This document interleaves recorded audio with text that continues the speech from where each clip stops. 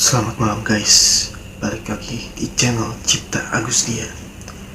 Nah, di video kali ini aku akan menceritakan sebuah cerita yang cukup menarik guys. Ceritanya itu tentang dia yang sekarat atau koma, yang ruhnya tidak bisa kembali lagi ke dalam tubuhnya guys. Oke, pastinya akan seru. Gimana kelanjutannya? Langsung aja kita lanjut ke videonya. Let's check this out.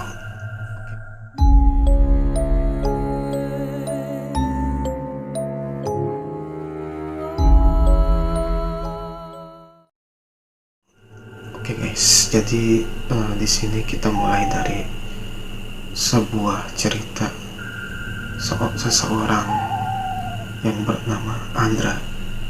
Dia seorang pria guys. Di sini itu dia menjalani kehidupannya seperti biasa. Namun suatu ketika dia mengalami sesuatu hal yang janggal guys. Jadi di sini itu dia tidak disangka-sangka ya, saat dia menyetir mobilnya di malam hari, habis pergi dari sebuah pesta temannya guys. Nah di situ dia pulang di tengah malam guys. Kebetulan di malam itu adalah malam Jumat Kliwon. Nah di sini tuh kejadian dia pulang pesta itu seperti biasa. Lalu kejadian aneh tiba-tiba terjadi. Di sini mobilnya itu berhenti tepat di tengah-tengah rel kereta api guys. Nah ternyata saat mobilnya ini tiba-tiba berhenti, dia tidak bisa keluar guys. Dia terkunci di dalam mobilnya, yang mengakibatkan mobilnya itu tertabrak oleh kereta yang melintas guys. Di situ suasananya sangat mencekam, karena tiba-tiba saat dia menyetir dan berada tepat di tengah-tengah lintasan kereta api, mobilnya itu tiba-tiba mati. Palang pintu kereta api pun sudah mulai turun guys. Dia panik sepanik-paniknya. Di situ dia mulai mencoba membuka pintu di depannya, pintu di belakang, dan sama sekali semuanya terkunci, tidak bisa terbuka sama sekali.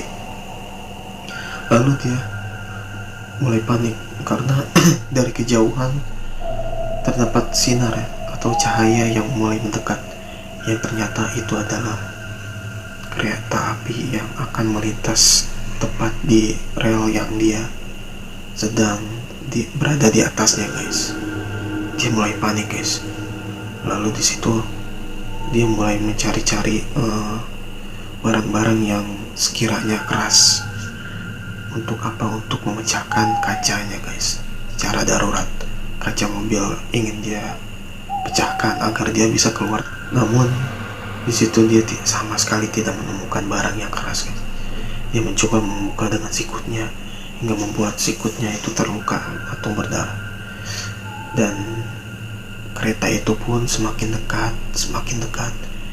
Dia semakin panik dan menyebut istighfar, astagfirullah. Dan kereta itu pun menghantam mobil. Di situ mobilnya itu terbalik-balik mental, yang pastinya membuat Andra ini yang berada di dalamnya itu ikut tertabrak oleh kereta guys. Satu persatu pun orang keluar dari rumah guys, dan mulai menolong Andra. Andra pun dievakuasi ke rumah sakit dalam kondisi tidak sadarkan diri dan berlumuran darah guys, yang membuat keadaan Andra menjadi koma guys. Nah di situ pun di sisi lain ada kejadian seseorang yang ibaratnya kita sebut orang pintar guys. Orang pintar ini sedang berada di perjalanan pulang bersama teman-temannya guys. Di dalam mobil itu ada 3 orang. Nah saat berada di sekitar rumah sakit yang keberadaan Andra dirawat sekarang itu, tiba-tiba si orang pintar ini kerasukan guys, kerasukan dia.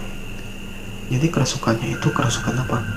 Ternyata dia itu kerasukan Andra guys. Bayangin, orang yang belum meninggal dalam keadaan koma itu ruhnya bergentayangan guys. Jadi keluar dari tubuhnya, dari jasadnya. Itu seremnya luar biasa. Mengapa bisa bergentayangan kemana-mana?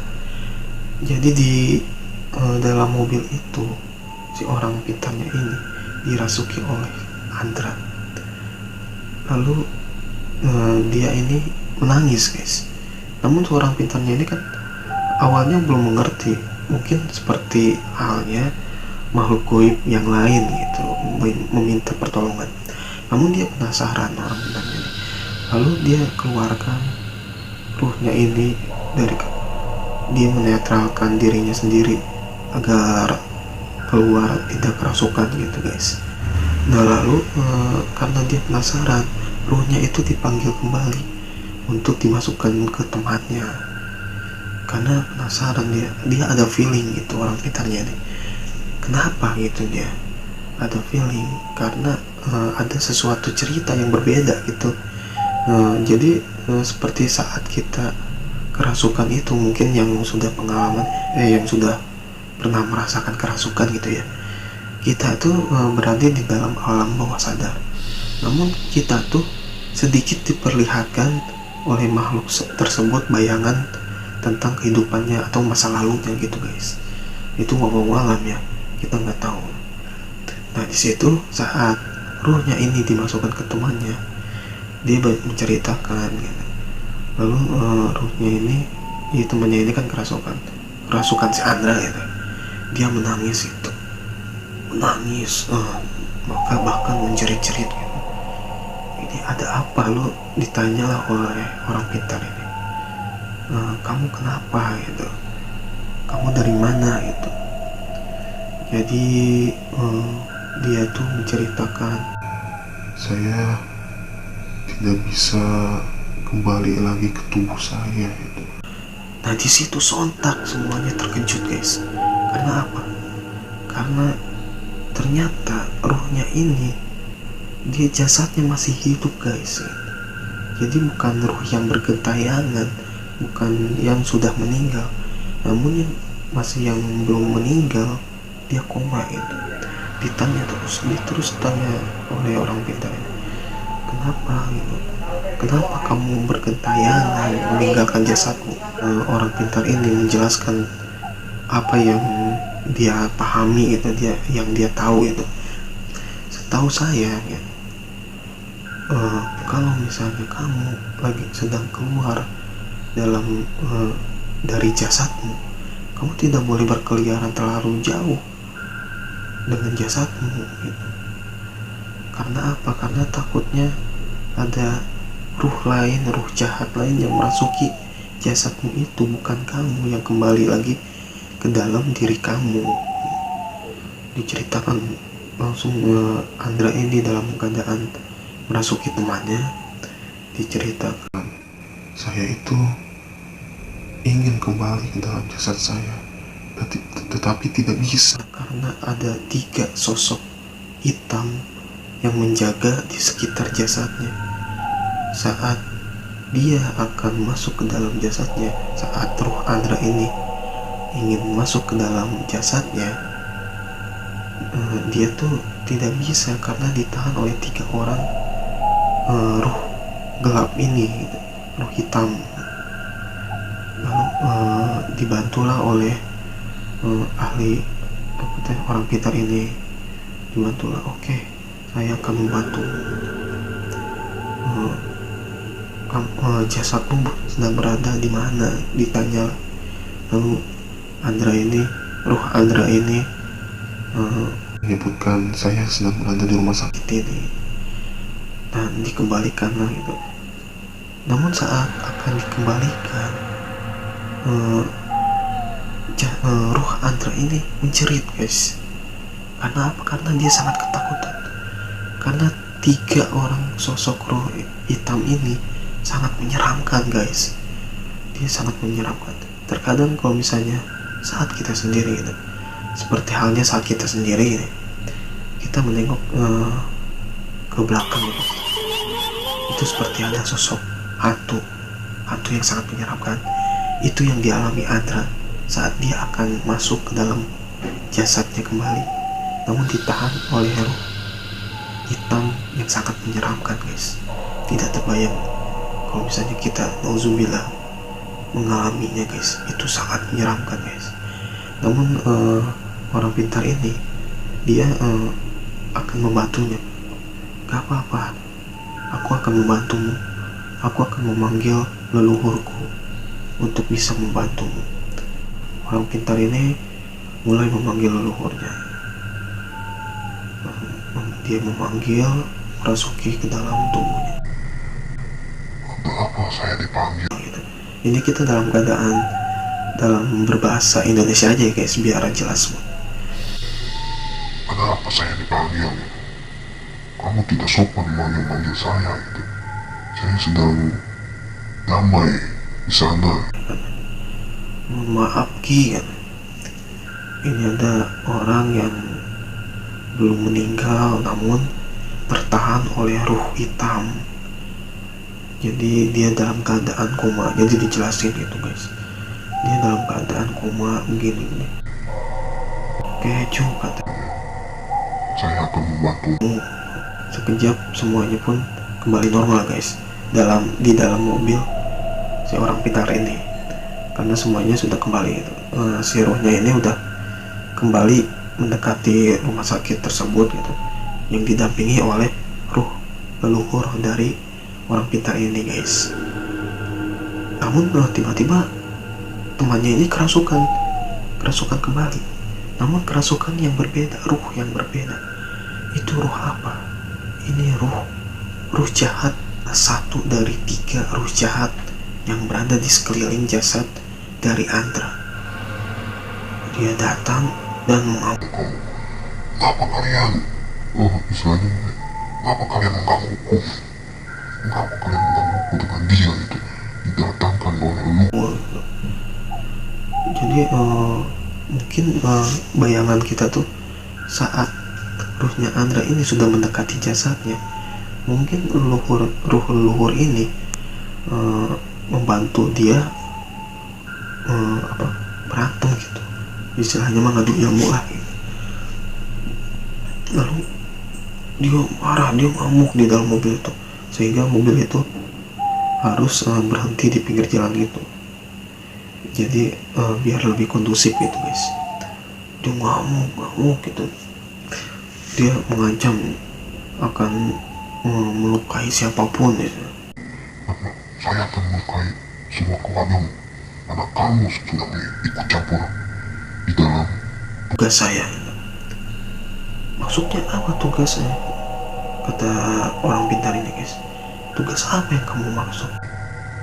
Saya diperintahkan oleh seseorang agar anak ini tidak bisa kembali ke dalam jasadnya, agar dia mati bergantung. Nauzubillah min dzalik guys. Orang pintar ini memanggil kembali ruh leluhurnya. Langsung saat masuk tuh dia seperti perang. Jadi di kita gitu, dia seperti berantem dengan temennya guys. Namun balik lagi, ternyata benar-benar roh leluhur ini sangat kuat guys. Jadi dia langsung aja istilahnya menebas lah ya. Jadi di sini roh leluhur itu langsung seperti menghisap ruhnya guys, ruh jahat ini guys. Wow, Kenyang gitu. Serem banget itu guys, kayak gitu. Langsung menjalik gitu ya. Jadi ternyata seperti istilahnya kalau kita tuh menyebutnya ketiga ruh jahat ini masih lembutnya guys, kalau bahasa Sundanya. Nah si ruh leluhur ini pebadaknya istilahnya. Jadi yang kecil kalah dengan yang besar itu. Padahal 3 lawan 1 guys. Ternyata dia langsung dihisap ruhnya, yang menyebabkan ruh leluhur ini langsung kenyang gitu. Serem banget kayak gitu. Jadi singkat cerita, ruhnya Andra bisa kembali lagi ke dalam jasadnya guys, dan dia pun alhamdulillah hidup kembali.